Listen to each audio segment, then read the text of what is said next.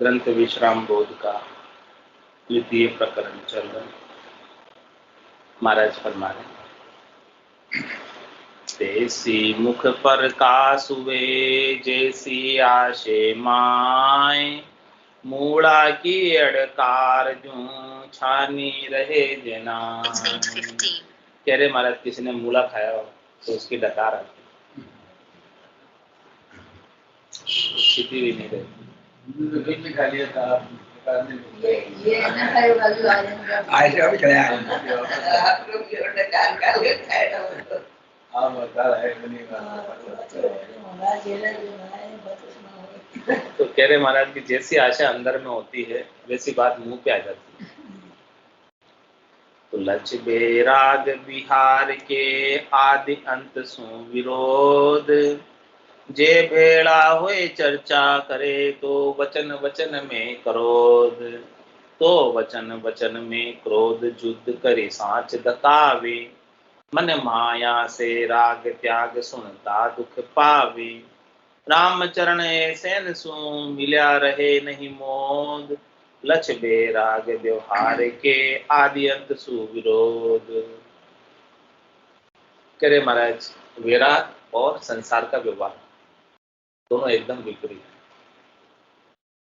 इसका शुरू से लगाकर लास्ट तक विरोध ही रहा है। दोनों का पक्ष एक नहीं है, एक पूरब में जाता है और एक पश्चिम में जाता है।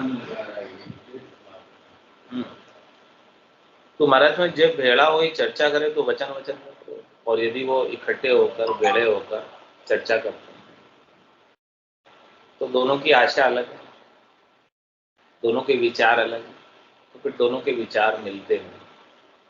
अब जब विचार नहीं मिलते तो वो ये बात बोलेगा, वो ये बात बोलेगा, उसकी बात पे उसको क्रोध आएगा, उसकी बात पे उसको क्रोध आएगा, यानी खड़बड़ होगी, लड़ाई झगड़ा होगा, दोनों का मता एक नहीं मिलेगा।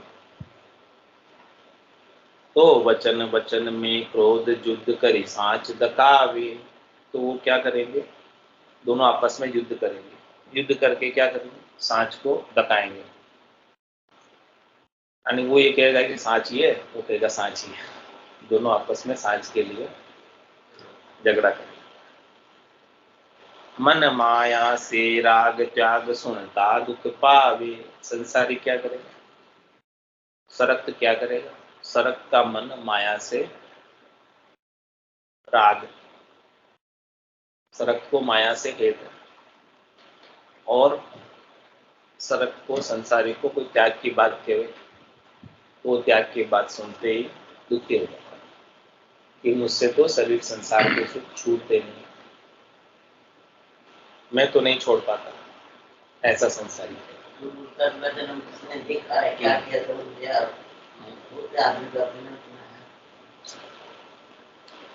तो रामचरण ऐसे न सु मिल्या रहे नहीं मोद, इसलिए महाराज हमारे की विरक्त को सरक्त से मिलना नहीं चाहिए, मिलते हैं तो आपस में खड़बड़ होती, लड़ाई होती, आनंद नहीं आता।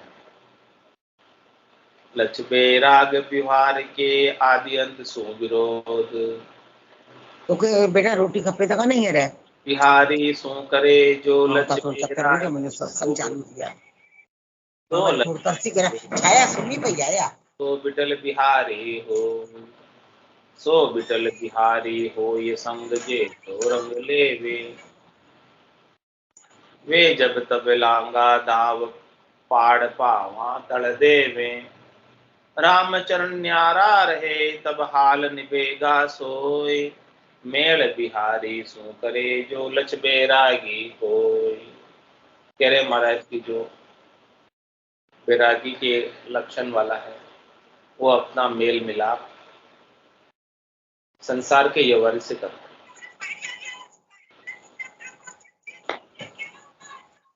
तो लक्ष्य नैचे करी जान जो सो बिटल बिहारी हो, तो महाराज फरमा रहे हैं कि आप निश्चय करके जानो कि उसका जो बैराग का व्यवहार है वो बिटल जाएगा,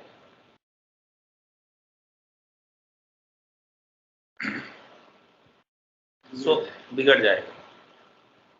सो बिटल बिहारी हो ये संग जय सो रंग लावे, क्यों कह रहे महाराज, क्योंकि आप जैसा संग करोगे वैसा रंग आएगा।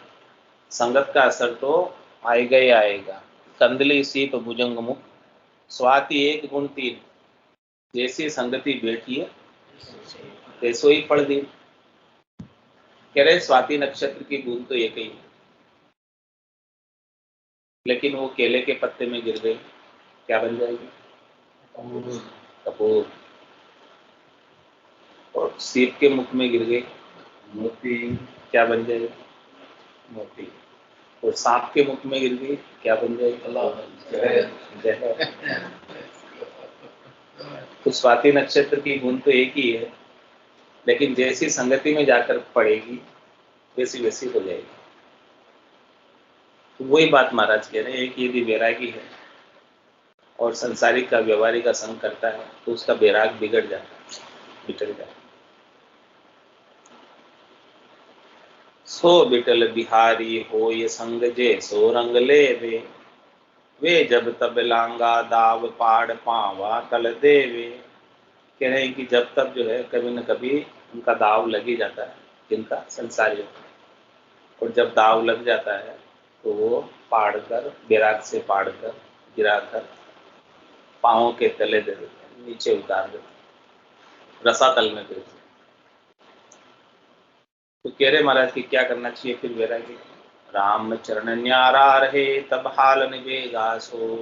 इसलिए वैरागी को संसारी से अलग ही रहना चाहिए, दूर ही रहना चाहिए, न्यारा ही रहना चाहिए, ज्यादा लाग लपेट, ज्यादा बातचीत नहीं करनी चाहिए। तब उसका हाल जो है, बैराग का हाल निभेगा। तो मेल बिहारी सो करे जो लछ बैरागी कोई, परवरती धनधारती जा कदे न जग बिसराम। वितहित सदा विखेप चित सो कैसे लेवे नाम। सो कैसे लेवे नाम कामना मन भर मावे। अजक रहे अटजाम कबू फिरता नहीं पावे। निर्धंदी निर्वासना जे जन सुमरे राम। परवर्ती धंधारती जा कदे न जग बिसराम।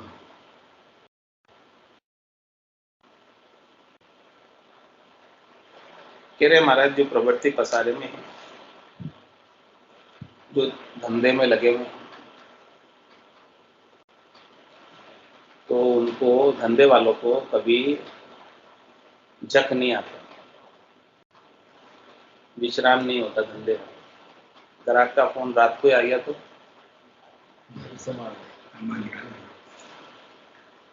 रात को ही काम करे, दिन को आ गया, रात को आ गया, कभी भी आ गया ग्राहक का फोन, उठ के उसको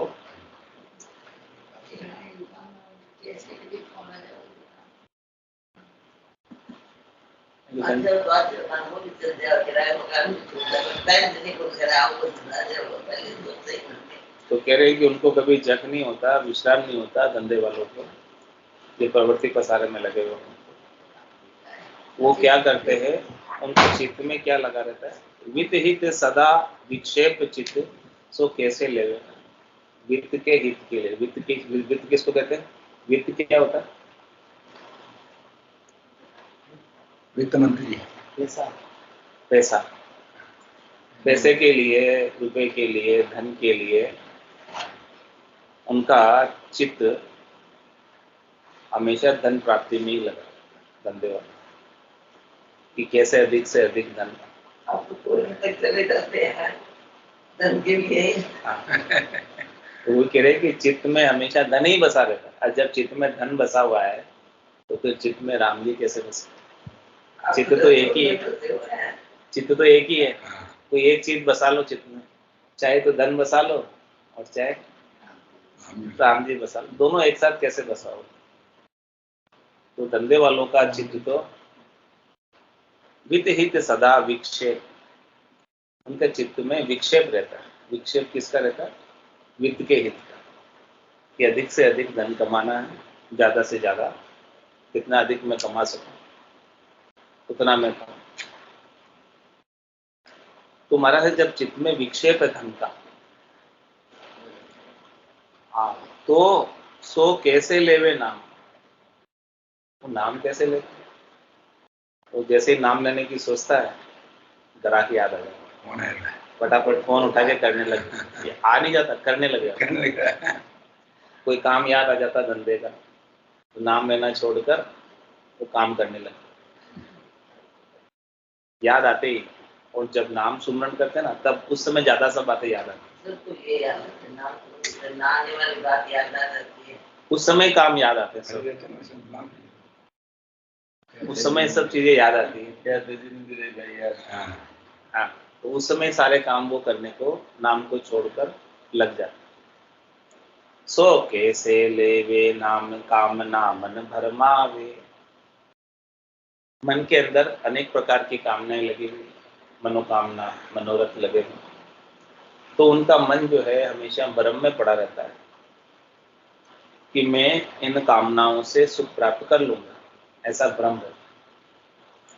तो वो कामनाओं की पूर्ति के लिए प्रयासरत रहता है, उद्यम करता है, उपाय करता है, करनी करता है, क्रिया करता है, और वो करनी क्रिया करने में उपाय करने में अजक रहे अठ जाम कबू थिरता नहीं पावे, इतना बिजी रहता है धन कमाने में और धन से सुख भोगने में कि उसे कभी स्थिरता आती नहीं, विश्राम कभी मिलता ही नहीं, दौड़ता रहता है, भागता रहता है, सब कुछ करता रहता है। और आठों ही प्रहर, और कह रहे सोने के बाद भी नहीं देता, क्यों? क्योंकि जैसे गाय चारा खाती है दिन में और रात में क्या करती है गाय, याद करता है उसने ये माल मांगा था, उसने वो मांगा था, उसको कल लगाएंगे, वो सब प्लानिंग करता रहा। प्लानिंग बनाता है कितनी गांठ कल लगानी है, कितनी तो लगाएंगे तब। आप भी रहते हो इतने मीटिंग में, सुनते हो सब। रात में सोचता है अपने हिसाब से करना है। चलो किसको काटे गए थे, किसकी याद बाकी रह गई जो कल। तो महाराज कह रहे इस प्रकार से आठों ही जान, मैंने दिन में तो सुबह 8 से 8 तक तो धंधा करके आ गए, अब रात को आके भी फिर वही बातें। नहीं, किराने दुकानदार 10 बजे तक धंधा करते हैं रात को, और फिर घर जाके नोट गिनते हैं दिन में इकट्ठे के नोट, और सुबह क्योंकि देना पर्ची बनाते रात को ही, और सुबह उन दुकानदार को देने जाते सारे, और जब और बाकी महीने जमा कराने यही काम करते हैं, कह नहीं सकते राम राम इतना ज्यादा धंधा उठना कह नहीं सकते। तो महाराज में राम राम कौन कर सकते थे? निर्धंधी निर्वासना जे जन सुमरे राम, राम राम वही सुमर सकते हैं जिनके कोई धंधा नहीं। बिना धंधे वाले ऐसे कोई राम नाम नहीं लेता, तो भगवान जिसकी कृपा हो जाती है वही कह सकता है। और जो निर्वासना है, नहीं जिसको कोई वासना नहीं, इच्छा नहीं, चाहना नहीं, मनोरथ नहीं, मनोकामना नहीं, बहुत बड़ा राजा तो भक्ति में लगी, विराग को जागी नहीं लगी, बड़ा राजा लगी, छोड़ दिया ना उज्जैन को, राज्य छोड़ भक्ति भगवान कृपा करे जिस कृपा करे तो आपके माइंड मन ही सही हो जाए, बाकी देखिए सोचा तो फिर कौन कर सकता है भगवान की कृपा से। ये तो जाल तो इसमें आपको टूटी परवर्ती दंडारती जा कदे न जग विश्राम, पहली तजे अहेत करी पीछे मांदे हेत, रामचरण ऐसे निके मुंडे दीजे रेत। क्या कह रहे हैं, पहले तो गर्दस्ती को छोड़ के आते हैं, साधु सन्यासी वैरागी बनने के लिए दीक्षा लेते हैं, कपड़े रंगाकर पहनते, वेश धारण करते, पहले तो छोड़ के आते हैं और फिर साधु सन्यासी वैरागी होने के बाद फिर वापस धंधे से हेत कर लो, वापस काम कमाई से हेत कर लो। तो क्या करे, रामचरण ऐसे इनके मुंडे दीजे रहे, उनके मुंह पर धूल। जो गर्गस्ती छोड़कर आए, साधु होकर, सन्यासी होकर, वैरागी होकर, फिर धंधे में लगे, उनको धंधे से क्या लेना देना? वो तो धंधा ही है, एक भवन बन गया, एक कमरा लग गया, दूसरा भवन, ये मंदिर बना गया, वो सब आश्रम बना के पूरा के काम साधु महात्मा की, आप भी कुछ बनाओ, चिकन बनाना, आप पहले बंगला पड़ा तो वही है, कुछ रुपया दे बट बनाओ, बट को जो किसी कभी में ध्यान जा रहा है। कई मानो महाराज और आगे दृष्टांत देकर समझा रहे हैं। गुबरेड़ा गोबर गवे विषयी गवे कुबास, जहाँ हरि चर्चा कैसे सदे वहाँ कैसे सदे सुबास। कह रहे गुबरेड़ा गोबर गवे, गुबरेड़ा होता है गोबर का कीड़ा, उसको गोबर ही अच्छा लगता है, वो गोबर में रहता है, जबकि गोबर बदबू मारता है, फिर भी वो गुबरेड़ा गोबर में रहे। ऐसे ही महाराज हमारे जो विषयी जन है, उसको विषयी जन को कुबास ही अच्छी लगती है, अपनी शब्द की, रूप की, रस की, गंध की, स्पर्श की, ये सारे विषय हैं, इनकी कुबास है, वही उन्हें अच्छी लगती है। वो ऐसे गंदगी में ही पड़े रहना चाहते हैं, उनको वही अच्छी लगती है। तो महाराज समय जो ऐसे जन हैं जो गोबर में ही पड़े रहना चाहते हैं, तो जहाँ हरि चर्चा कैसे सर, उनसे हरि की चर्चा कैसे हो, वे कैसे सदे सुबास, उनको खुशबू कैसे अच्छी लगेगी, उनको तो बदबू ही अच्छी लगती है, वो बदबू में ही पड़े रहना चाहते हैं।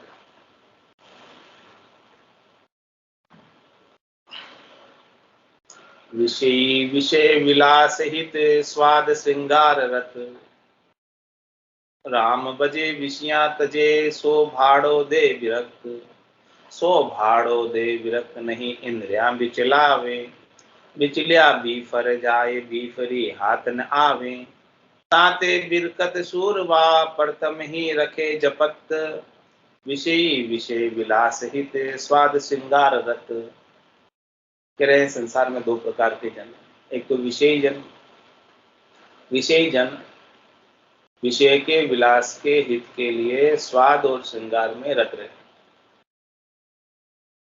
और दूसरे जन होते हैं राम जी के,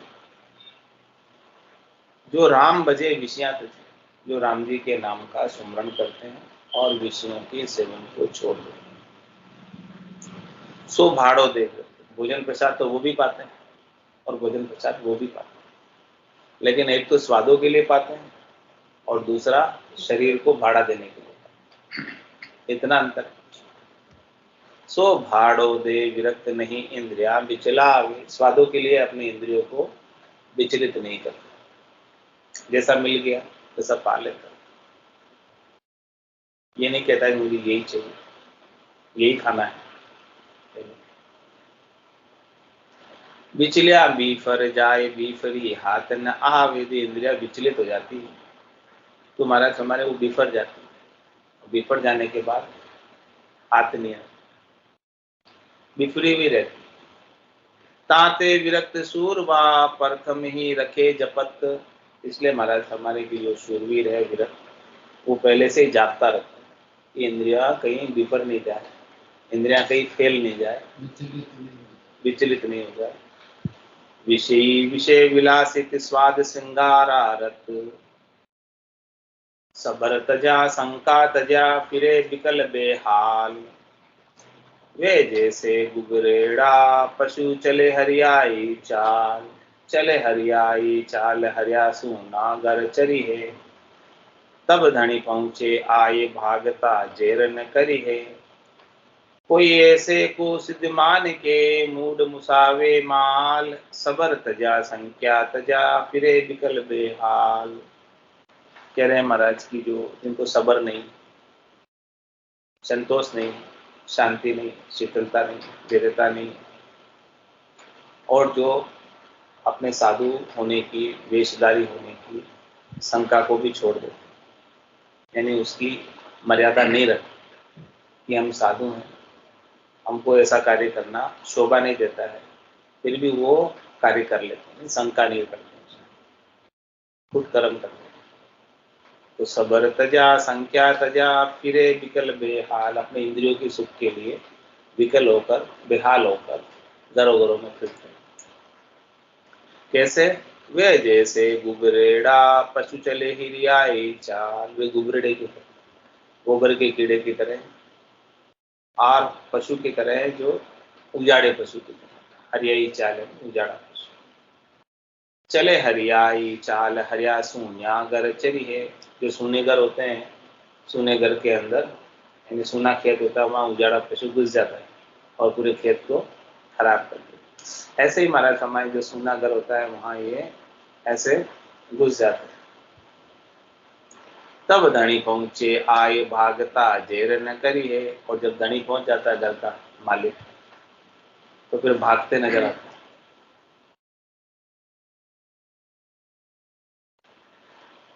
कोई ऐसे को सिद्ध मान के मूड मुसावे माल।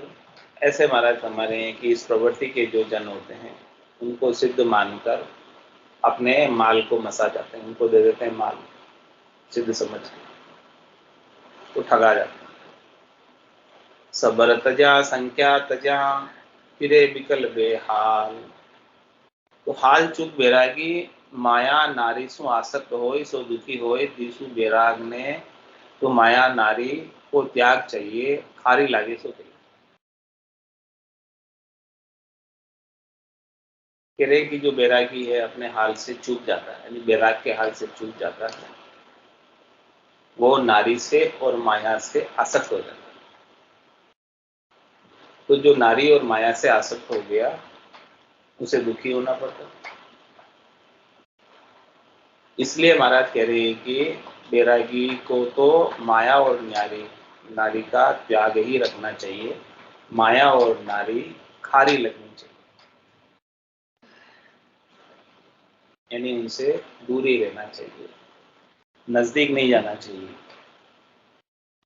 नारी प्यारी ग्रस्त्या झांसु ग्रह व्यवहार। भगता ने खारी लगे जहाँ जीत्या विषय विकार। जहाँ जीत्या विषय विकार दर्शी है माई बाई। पुनि कनक तणो तस्कार भगत ने ये फुरमाई। साधन भोजन से अधिक लिया चढ़े शिर भार।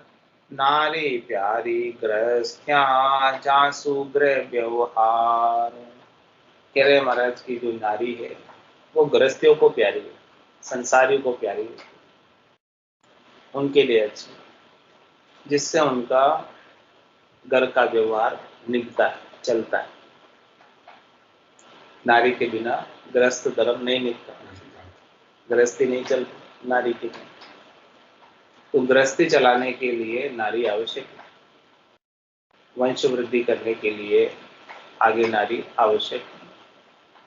लेकिन महाराज हमारे कि भगता ने खारी लगे जहाँ जीते विषय।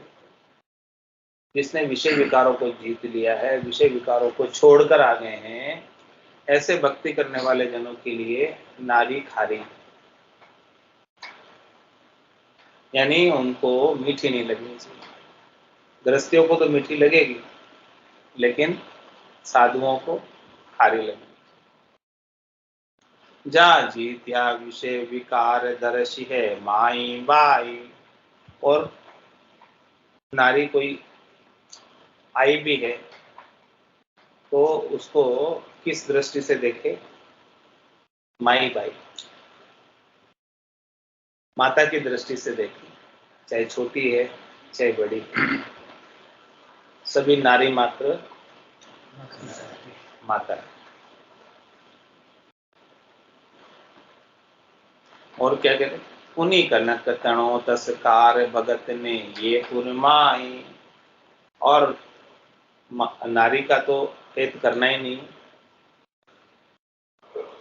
और कनक का भी हित नहीं करना। कनक और कामिनी दोनों के लिए महाराज कोई धन लाकर भी दे तो उसका भी महाराज कह रहे हैं कि भक्तों के लिए धन उलझाने वाला है, फंसाने वाला है। संसार के अंदर यदि वो साधु है, सन्यासी है और धन संचय करने लग जाए तो वो वापस धन के चक्कर में पड़ जाएगा और धन उसका राम भजन छुड़ा दे। धन का चक्कर ही ऐसा ही कि राम भजन कर नहीं पाएगा, उसकी व्यवस्था में लग जाएगा, उसका ब्याज खाने में लग जाएगा, उसका वापस सारा संभालने में लग जाएगा।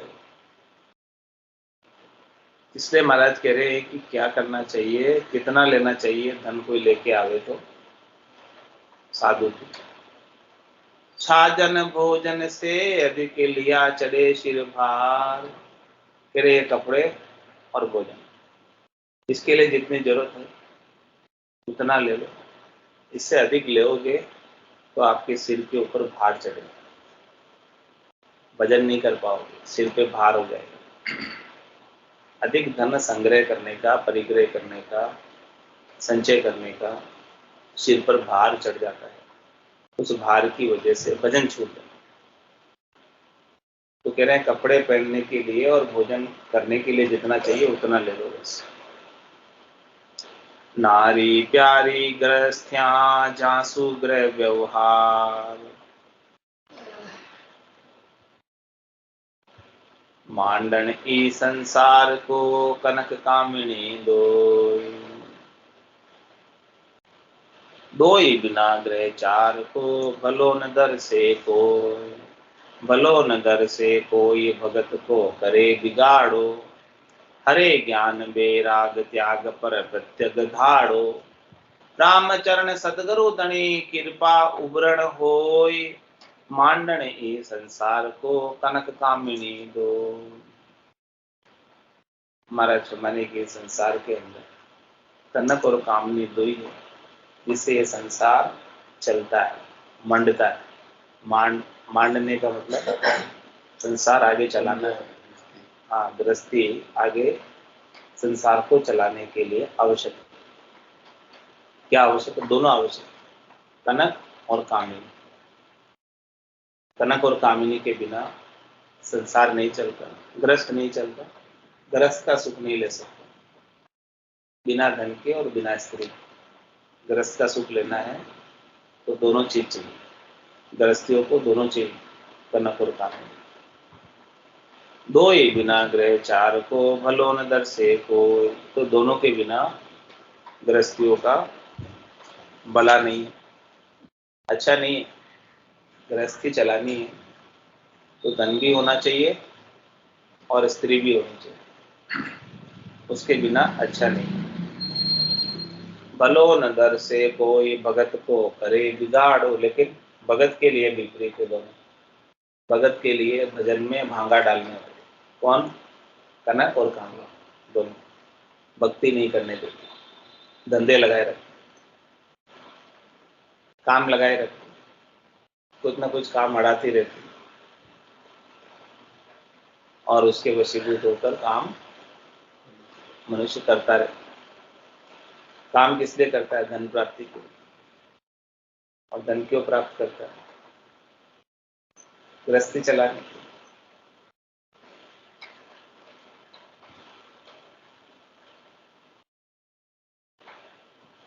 भगत के लिए ये बिगाड़ा करती है। क्या करती है बिगाड़ा? हरे ज्ञान बेराग त्याग पर प्रत्यग धाड़ो, ज्ञान और बेराग को हर लेती है और त्याग के ऊपर तो प्रत्यक्ष रूप से धाड़ा डाल देती है, त्याग छूट जाता है कनक और कामिनी के हेस से। इसलिए महाराज कह रहे हैं कि रामचरण सतगुरु तणी कृपा उबरण हो, कि सदगुरु की कृपा हो जाए तभी उद्धार संभव है, उबर पाते हैं। किससे? कनक और कामिनी से। कनक और कामिनी से उबर पाना बिना सदगुरु की कृपा के संभव नहीं। मांडन ई संसार को कनक कामिनी दोई, कनक कामिनी फंद में अंध भक्त उलझंत, लोक गुरु गम शास्त्र मनमुख पड़े मते पड़ंत, मनमुख मते पड़ंत करे इंद्रिया मन भाया, भक्ति चाल को हाल ज्ञान बेराग गुमाया, कोई भांति सुलझे नहीं मरण जहां लग अंत, कनक कामिनी फंद में अंध भक्त उलझंत। महाराज हमारे जो अंधे भगत है वो कनक और कामिनी के फंदे में उलझ जाते हैं। अंधे भगत कौन है? जिनको सदगुरु का भीतर से ज्ञान प्राप्त नहीं हुआ, सच्ची चीज प्राप्त नहीं हुई।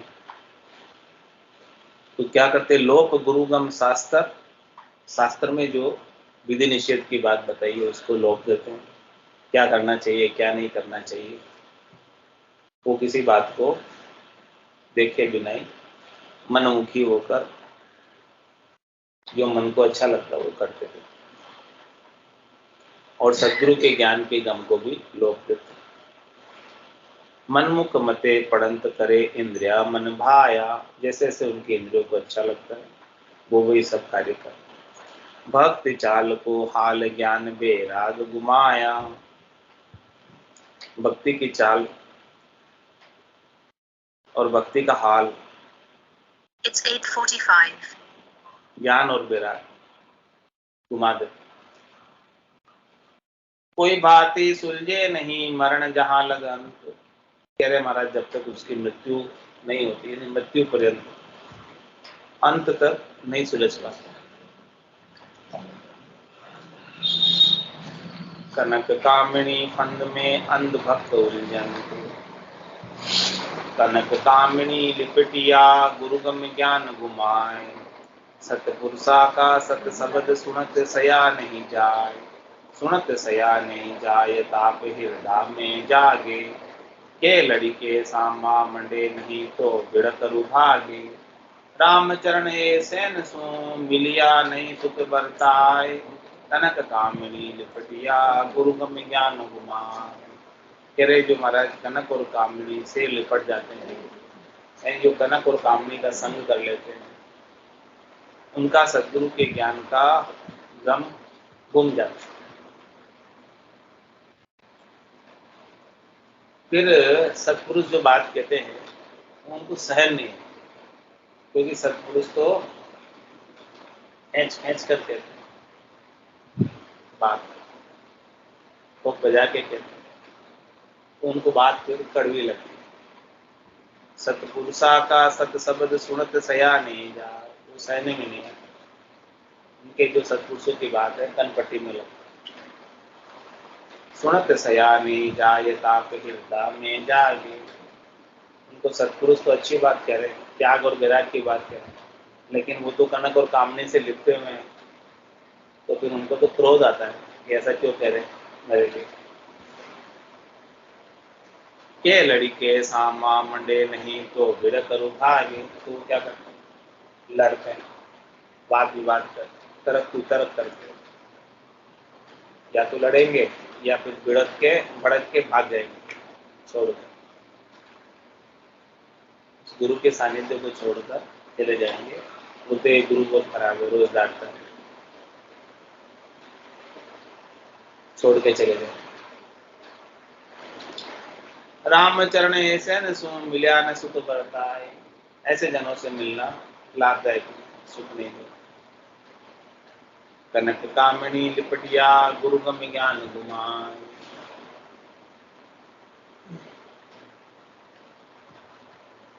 रामचरण बेराग ने पाकी जाक्यू दो, एक कनक अरु कामिनी जी बिरला बचे को, जे बिरला बंचे कोई काई आवत नहीं जेले, बदन ज्ञान आरूढ़ कांस बल पाछी पेले, बिन विवेक बहुता छड़िया जे बैठा जद सत खोई, रामचरण बेराग ने पाकी जाक्यू दो।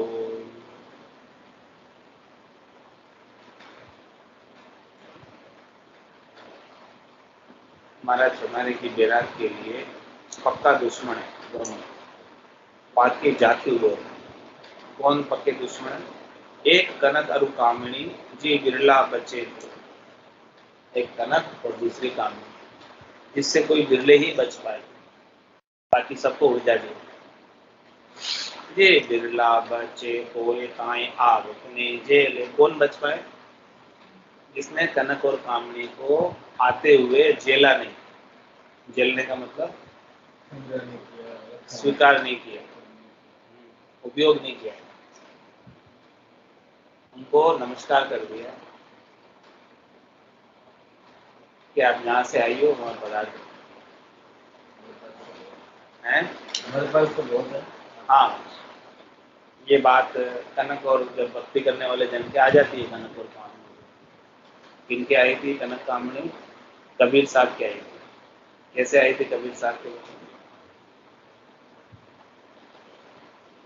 इंद्रलोक से, इंद्रलोक से उतरी अप्सरा, कबीरा के घर डेरा है, रूपो पेर रूप दिखाव, सोनो पेर विचाय रही। इंद्रलोक से उतरी अप्सरा, कबीरा के घर डेरा है।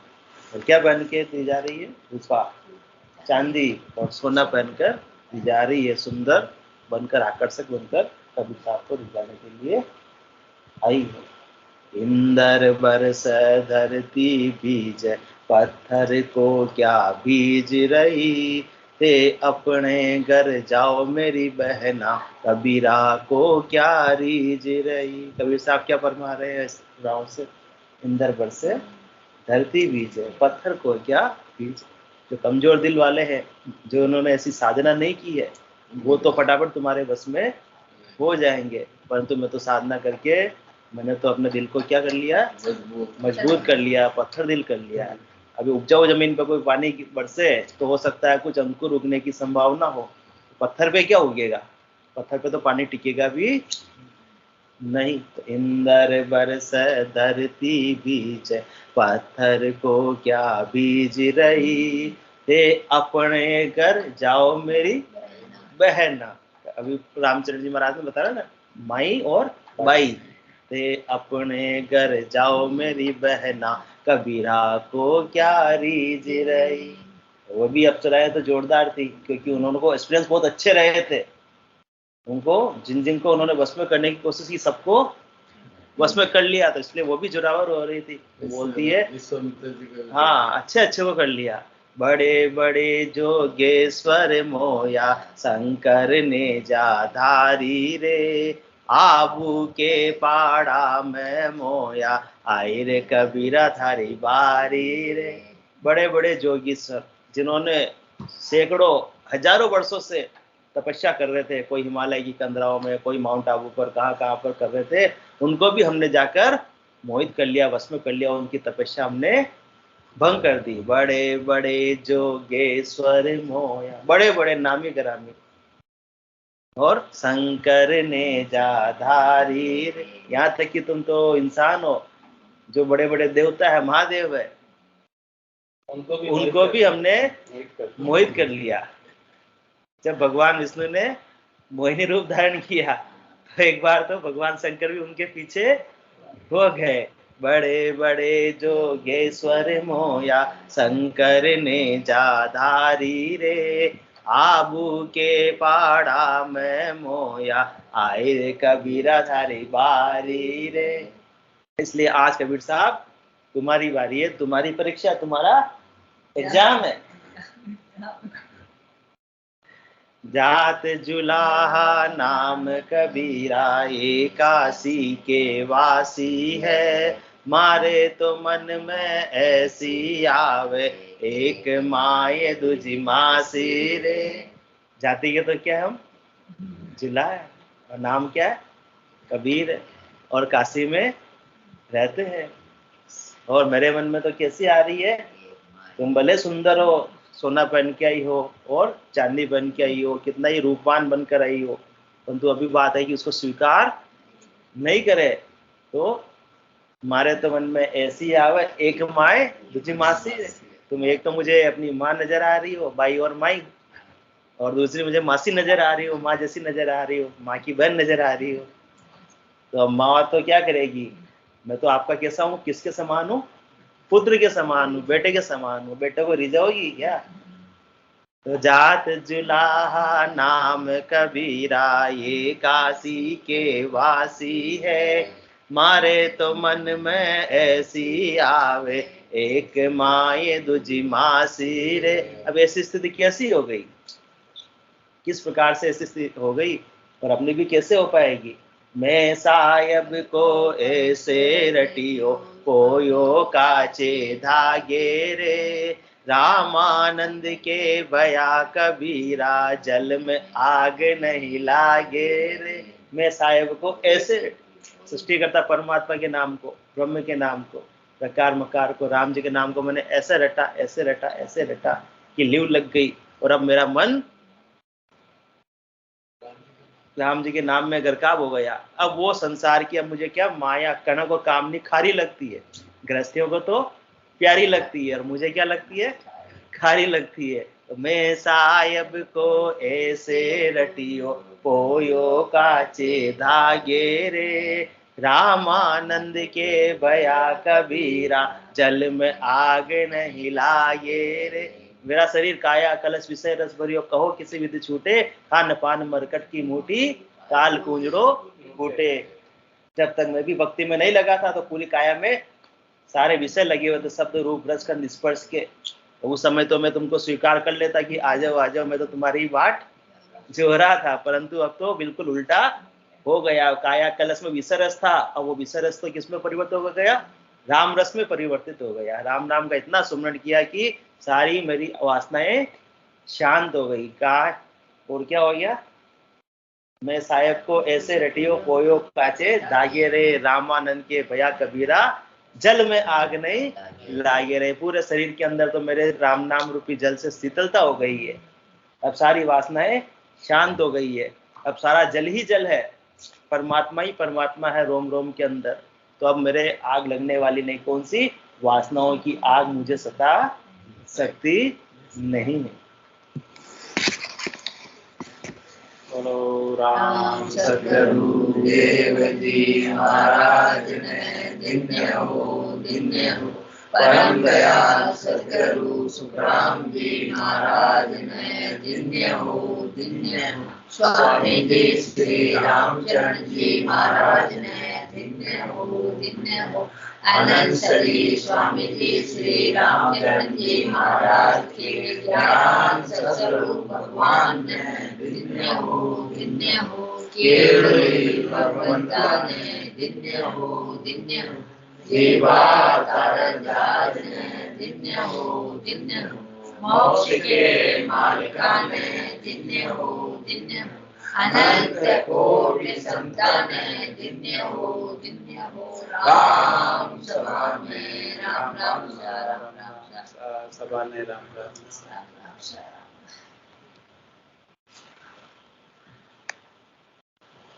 एक मिनट तुम सुना।